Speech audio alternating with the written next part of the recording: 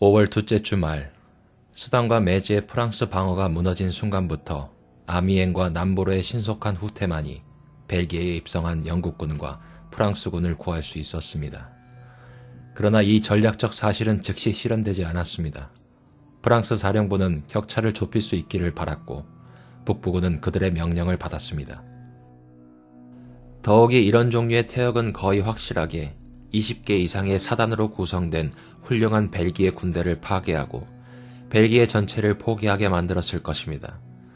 따라서 독일군 침투의 힘과 범위가 현실화되고 새로운 프랑스 총통인 웨이강 장군이 가물린 장군을 대신하여 지휘권을 맡게 되었을 때 벨기에 프랑스군과 영국군은 오른손을 계속 유지하기 위한 노력을 기울였습니다.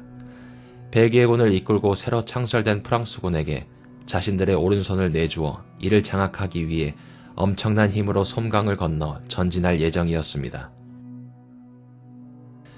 그러나 독일군의 폭발은 북군의 오른쪽과 후방을 날카로운 낫처럼 휩쓸었습니다.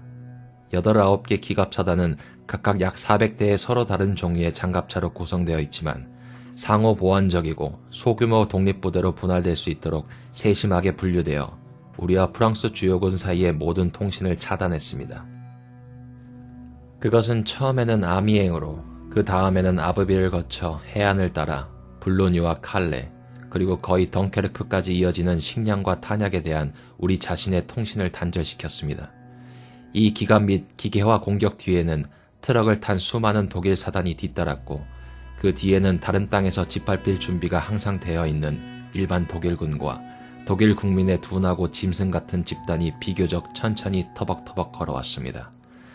그들 스스로는 결코 알지 못했던 자유와 안락함. 나는 이 기갑낫의 타격이 거의 덩케르크에 도달했다고 말했습니다. 하지만 거의 도달하지는 않았습니다.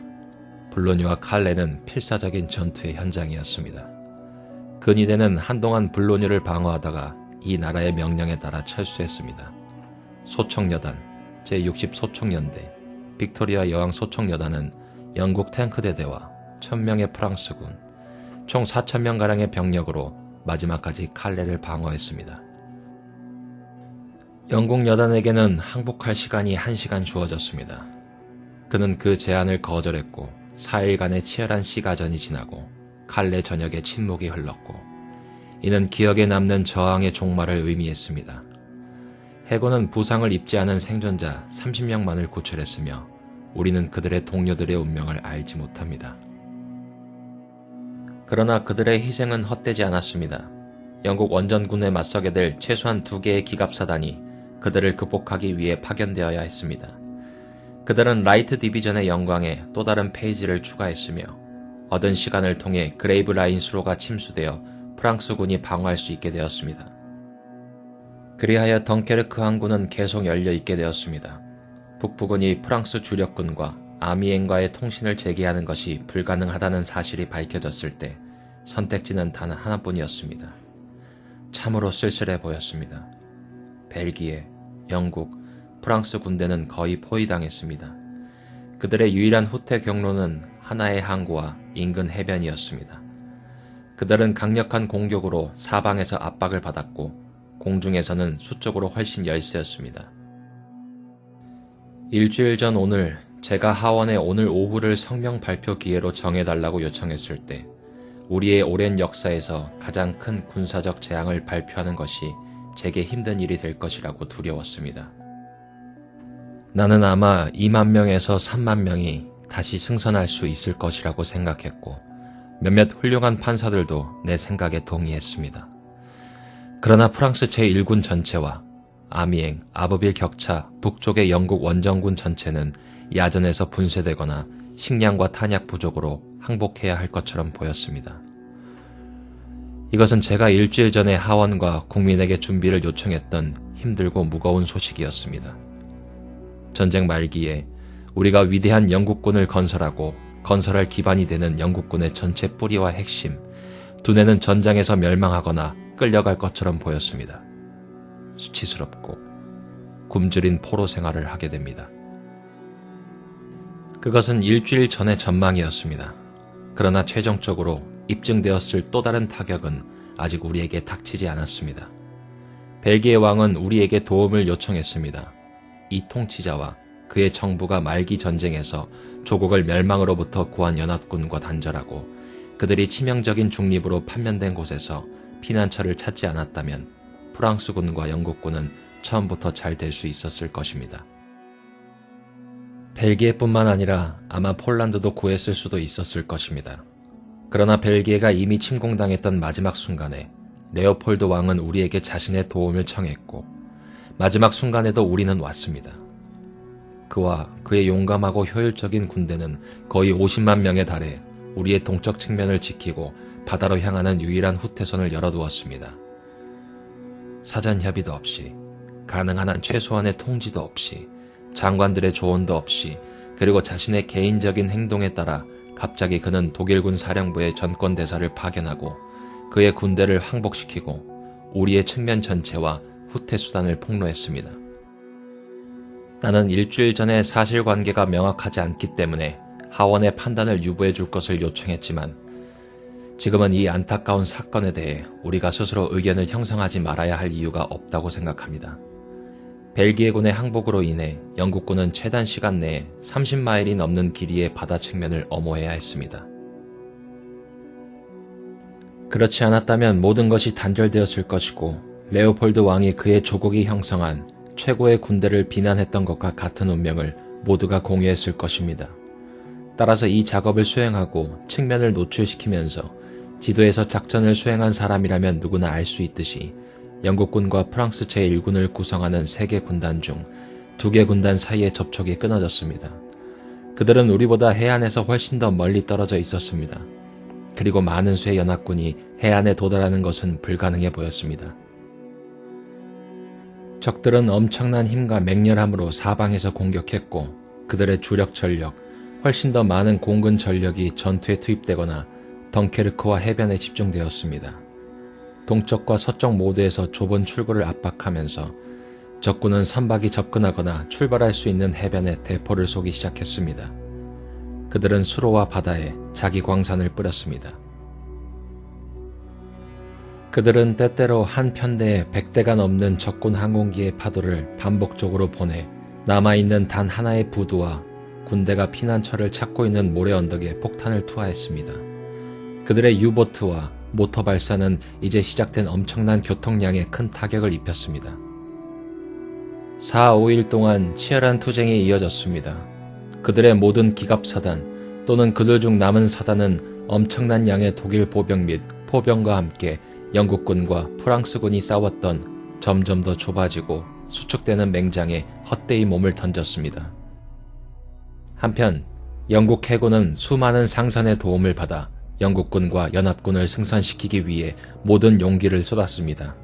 220척의 경전함과 650척의 다른 선박이 교전했습니다.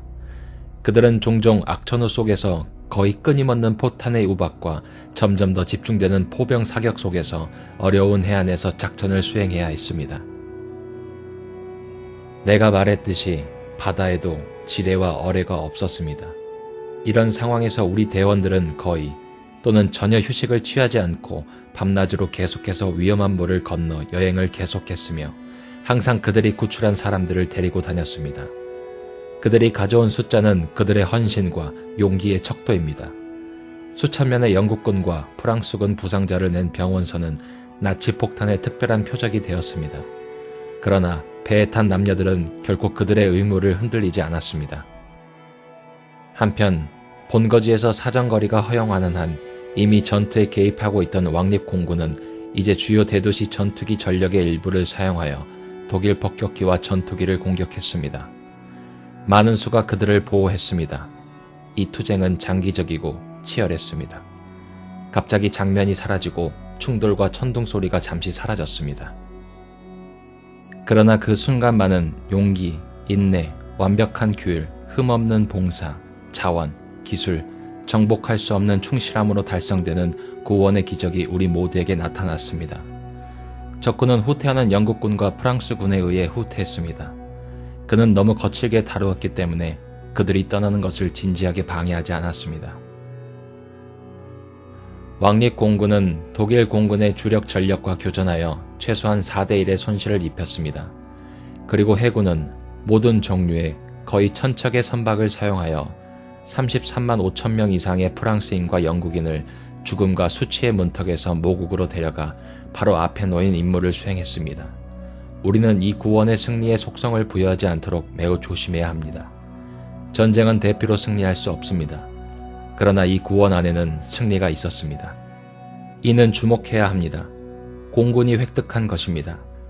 돌아오는 우리 병사들 중 상당수는 공군이 일하는 모습을 본 적이 없습니다. 그들은 보호 공격을 피한 폭격기들만 보았습니다. 그들은 그 성과를 과소평가합니다. 나는 이것에 관해 많은 이야기를 들었습니다. 그래서 내가 이 말을 하려고 애쓰는 것입니다. 나는 그것에 대해 당신에게 말할 것입니다. 이것은 영국 공군과 독일 공군 사이의 힘을 시험하는 큰 시험이었습니다. 이 해변에서 대피를 불가능하게 만들고 거의 수천 척에 달하는 전시된 모든 선박을 침몰시키는 것보다 공중에 있는 독일군에게 더 큰 목표를 생각할 수 있습니까? 전쟁의 전체 목적에 있어 이보다 더 큰 군사적 중요성을 지닌 목표가 있을 수 있었겠습니까? 그들은 열심히 노력했지만 구타당했습니다. 그들은 자신들의 임무에 좌절했습니다. 우리는 군대를 쫓아냈습니다. 그리고 그들은 자신들이 입힌 손실에 대해 4배의 비용을 지불했습니다. 우리는 그들이 매우 용감한 종족이라는 것을 알고 있는 매우 큰 규모의 독일 비행기 편대가 영국 공군수의 4분의 1의 공격을 여러 차례 피해 다른 방향으로 흩어졌습니다.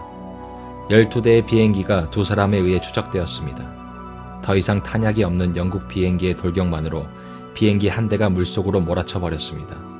허리케인, 스피파이어, 신형 디파이언트 등 우리의 모든 유형과 우리의 모든 조종사는 현재 직면하고 있는 것보다 우월하다는 것이 입증되었습니다. 해외 공격으로부터 이섬 상공을 방어하는 데 있어 우리가 얼마나 더 큰 이점을 얻을 수 있는지 생각해 볼 때 저는 이러한 사실에서 실용적이고 안심할 수 있는 생각의 확실한 근거를 발견했다고 말해야 합니다. 저는 이 젊은 공군 장병들에게 경의를 표할 것입니다. 프랑스 대군은 수천 대의 장갑차의 돌진으로 인해 한동안 후퇴하고 혼란을 겪었습니다. 문명 자체의 대의도 수천 명의 공군 장병들의 기술과 헌신으로 지켜질 수 있지 않을까요? 아마도 전 세계를 통틀어 모든 전쟁의 역사를 통틀어 젊은이들에게 그런 기회는 결코 없었을 것입니다. 원탁의 기사들, 십자군들은 모두 평범한 과거로 되돌아갑니다. 멀고도 평범한 과거. 그러나 이 젊은이들은 아침마다 자신의 조국과 우리가 옹호하는 모든 것을 지키기 위해 나가고 있으며 거대하고 파괴적인 힘을 지닌 이 도구를 손에 들고 있습니다. 매일 아침 고귀한 기회가 찾아왔고 모든 기회가 고귀한 기사를 낳았을 때 많은 방법과 경우에 걸쳐 자신의 조국을 위해 생명과 모든 것을 바칠 준비가 되어 있고 계속 준비가 되어 있는 모든 용감한 사람들과 마찬가지로 우리는 감사를 받을 자격이 있습니다. 나는 군대로 돌아갑니다. 매우 치열한 일련의 전투에서 지금은 이 전선에서 지금은 저 전선에서 동시에 세 전선에서 싸우고 2개 또는 3개 사단이 동등하거나 다소 더 많은 수의 적과 맞서 싸웠고 일부 전선에서는 치열하게 싸웠습니다. 우리 중 많은 사람들이 잘 알고 있는 오래된 땅에서 이 전투에서 우리의 손실은 3만 명이 넘는 사망자, 부상자, 실종자였습니다.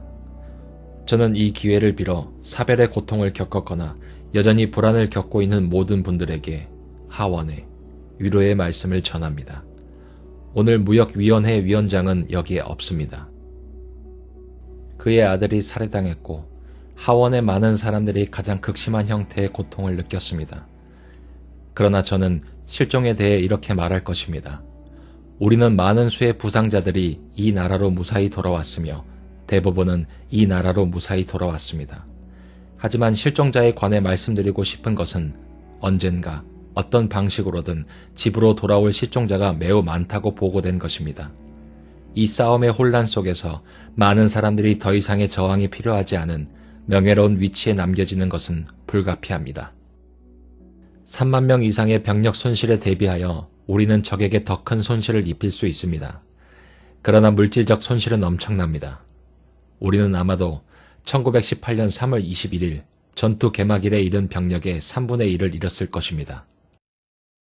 그러나 우리는 거의 그만큼의 총, 즉 거의 1000문의 총과 우리의 모든 수송수단, 모든 장갑 차량을 잃었습니다.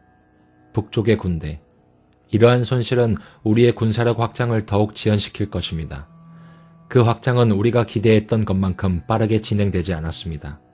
우리가 주어야 했던 모든 것 중 가장 좋은 것은 영국 원정군에 갔는데, 비록 그들이 바람직한 탱크와 일부 장비의 수는 없었지만 그들은 매우 훌륭하고 잘 갖추어진 군대였습니다.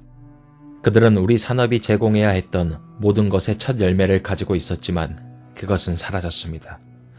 그리고 이제 여기에 추가 지연이 있습니다.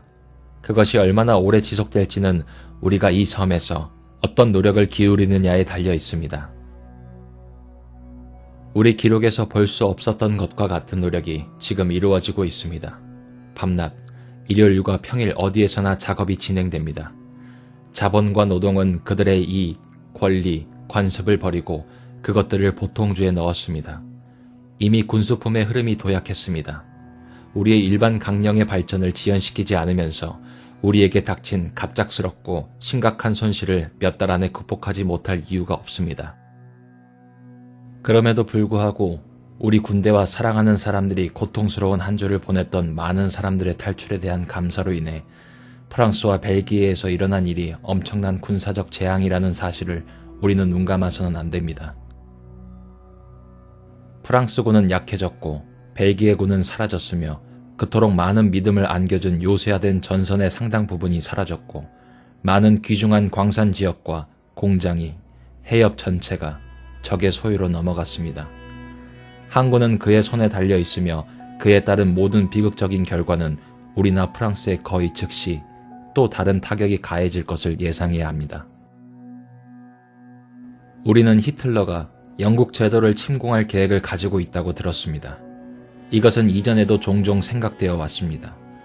나폴레옹이 바닥이 평평한 배와 대군과 함께 불론 위에 1년 동안 누워 있었을 때 누군가로부터 영국에는 쓴 잡초가 있다는 말을 들었습니다. 영국 원정군이 돌아온 이후로 그 수가 훨씬 더 많아졌습니다. 물론 침략에 맞서 본토를 방어하는 문제 전체는 우리가 이번 전쟁이나 마지막 전쟁에서 어느 순간보다 비교할 수 없을 정도로 더 강력한 군사력을 이 섬에 보유하고 있다는 사실에 큰 영향을 받습니다. 그러나 이것은 계속되지 않을 것입니다. 우리는 방어적인 전쟁에 만족하지 않을 것입니다. 우리는 동맹국에 대한 의무가 있습니다. 우리는 용감한 총사령관 고투경의 지휘하에 영국 원정군을 다시 한번 재구성하고 강화해야 합니다. 이 모든 것은 기차 안에 있습니다. 그러나 그 사이에 우리는 효과적인 보안을 제공하기 위해 가능한 최소한의 숫자가 필요하고 공격 노력에 가능한 최대 잠재력이 실현될 수 있도록 이 섬의 방어를 고도의 조직 상태로 구축해야 합니다. 이것에 우리는 지금 참여하고 있습니다. 하원이 원할 경우 비밀회의에서 이 주제를 논의하는 것이 매우 편리할 것입니다. 정부가 반드시 매우 상세한 군사 비밀을 공개할 수 있다는 것은 아니지만 우리는 다음날 적군이 비밀을 읽을 것이라는 제한 없이 자유롭게 토론하고 싶어하며 정부는 이익을 얻을 것입니다. 국가의 다양한 지역에 대한 지식을 갖춘 회원들이 하원의 모든 부분에서 자유롭게 표현한 견해에 따라 결정됩니다. 나는 이 주제에 관해 몇 가지 요청이 있을 것으로 알고 있으며 이는 폐하 정부에 의해 즉시 승인될 것입니다. 우리는 적의 외계인과 다른 국적의 의심스러운 인물에 대해서뿐만 아니라 전쟁이 영국으로 옮겨지면 위험하거나 골칫거리가 될 수 있는 영국 국민에 대해서도 점점 더 엄격한 조치를 취하는 것이 필요하다는 것을 알았습니다. 나는 우리가 내린 명령에 영향을 받은 나치 독일의 열렬한 적들이 엄청나게 많다는 것을 알고 있습니다. 나는 그들에게 매우 유감입니다. 그러나 현재의 스트레스로 인해 우리가 하고 싶은 모든 구별을 이끌어낼 수는 없습니다. 낙하산 착륙이 시도되고 그들에게 맹렬한 전투 수행원이 뒤따른다면 이 불행한 사람들은 그들 자신과 우리를 위해서 훨씬 더 나을 것입니다. 그러나 내가 조금도 동정하지 않는 또 다른 부류가 있습니다. 의회는 우리에게 강력한 손으로 제5일 활동을 진압할 수 있는 권한을 부여했으며 우리는 이 권한을 만족할 때까지 그리고 만족 이상일 때까지 하원의 감독과 시정에 따라 그 권한을 조금도 주저하지 않고 사용할 것입니다. 우리 가운데 있는 악성 종양이 효과적으로 근절되었습니다. 다시 한번, 이번엔 좀 더 일반적으로 침략 문제를 살펴보면 우리가 자랑하는 이 오랜 세기 동안 침략에 대한 절대적인 보장은 물론이고 심각한 약탈에 대한 절대적인 보장이 가능했던 시기는 단 한 번도 없었다는 점을 나는 관찰하고 싶습니다. 우리 국민들에게 주어졌습니다. 내가 방금 말한 나폴레옹 시대에는 그의 수성선을 해협을 가로지러 운반했을 그 바람이 봉쇄 함대를 몰아냈을 수도 있습니다. 항상 기회가 있었고 많은 대륙의 폭군들의 상상력을 자극하고 속여온 것은 바로 그 기회였습니다. 많은 이야기가 전해집니다. 우리는 새로운 방법이 채택될 것이라고 확신하며 적이 보여주는 독창성과 공격성의 독창성을 볼 때 우리는 모든 종류의 새로운 책략과 모든 종류의 잔인하고 위험한 책략에 대비할 수 있습니다. 나는 어떤 생각도 탐색을 통해 고려하고 검토해서는 안 될 만큼 이상하다고 생각하지만 동시에 꾸준한 눈으로 바라보아야 한다고 생각합니다. 우리는 해상력과 공군력이 지역적으로 행사될 수 있다면 이에 대한 확고한 보장을 결코 잊어서는 안 됩니다. 나는 모두가 자신의 의무를 다하고 아무것도 소홀히 하지 않고 최선의 조치를 취한다면 우리가 다시 한번 우리 섬의 집을 방어하고 위기를 극복할 수 있었다는 것을 증명할 것이라 확신합니다. 전쟁의 폭풍우를 견디고 필요하다면 몇 년 동안, 필요하다면 혼자서 폭정의 위협보다 오래 살아남는 것입니다. 어쨌든 우리는 그렇게 하려고 노력할 것입니다. 이것이 폐하 정부, 즉 모든 사람의 결의입니다. 그것이 국회와 국민의 뜻입니다. 대영 제국과 프랑스 공화국은 대의 명분의 필요에 따라 서로 연결되어 있으며 최선을 다해 좋은 동지처럼 서로를 덮고 조국을 죽을 때까지 방어할 것입니다. 비록 유럽의 넓은 지역과 많은 오래되고 유명한 국가들이 게슈타포와 모든 가증스러운 나치 통치기구의 소나기에 들어가거나 넘어질지라도 우리는 지치거나 실패하지 않을 것입니다. 우리는 끝까지 갈 것입니다. 우리는 프랑스에서 싸울 것이고 바다와 바다에서 싸울 것이며 공중에서 점점 커지는 자신감과 힘을 가지고 싸울 것이며 어떤 대가를 치르더라도 우리 섬을 방어할 것입니다. 우리는 해변에서 싸울 것이고 상륙지에서도 싸울 것이고 들판과 거리에서도 싸울 것이고 언덕에서도 싸울 것입니다. 우리는 결코 항복하지 않을 것입니다. 설령 이 섬이나 그 섬의 상당 부분이 정복되고 굶주린다 하더라도 영국 함대의 무장과 보호를 받는 바다 너머의 우리 제국은 다음과 같은 일을 계속할 것입니다. 하나님의 좋은 때에 새 세상이 그 모든 힘과 힘을 다하여 옛 세상을 구하고 해방시키기 위해 나아갈 때까지 투쟁하십시오.